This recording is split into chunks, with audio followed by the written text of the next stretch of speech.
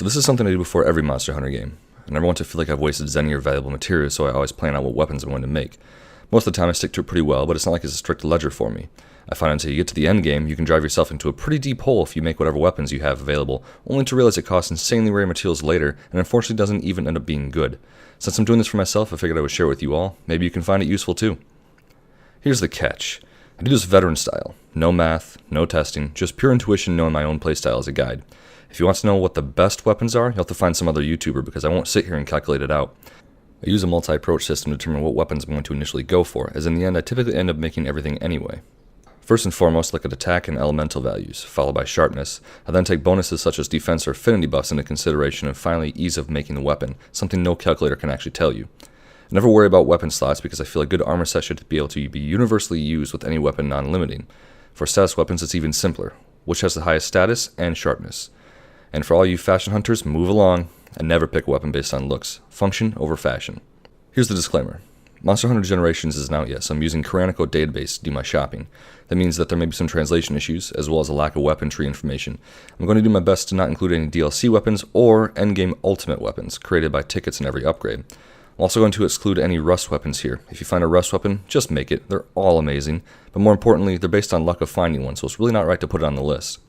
My list contains 1 to 2 top picks for each element for each weapon type. I like to give myself a little flexibility in case I'm not having any luck with monster drops.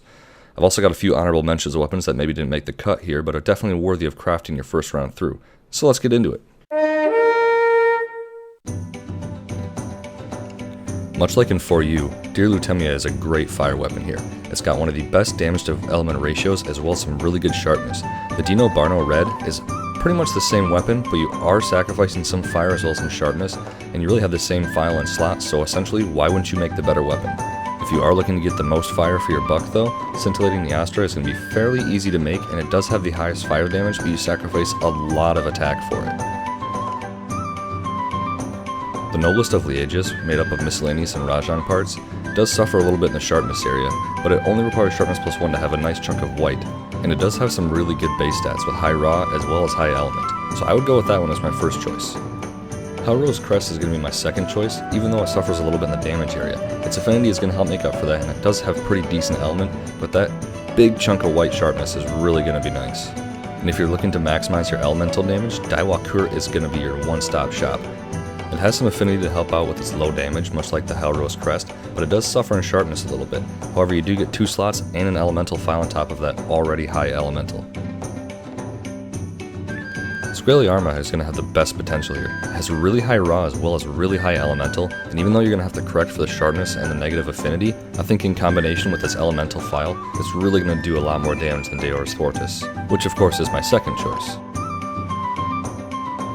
I'm a little partial to Galvanisect because it is a little better of a well-rounded weapon. It does have pretty decent raw, a nice defense bonus, and while not the highest water element, it does have a nice chunk of white sharpness as well as the elemental file to get you through. In my mind, it's definitely the safer option, however Shirote Robe is going to be a really good second choice, and again, if you're looking to maximize your elemental potential, Maxim Insect is going to be the way you want to go with that 35 water and an elemental file. I would pretty much stick with the Magala weapons here. The Shigaru weapon is definitely going to be your better choice in my opinion, even though it lacks a lot in damage. That 30% affinity is going to help make up for it, and the High Dragon is kind of nice, as well as the really nice white sharpness. Realistically though, if you want a better dragon weapon, hold out for the Rust weapon.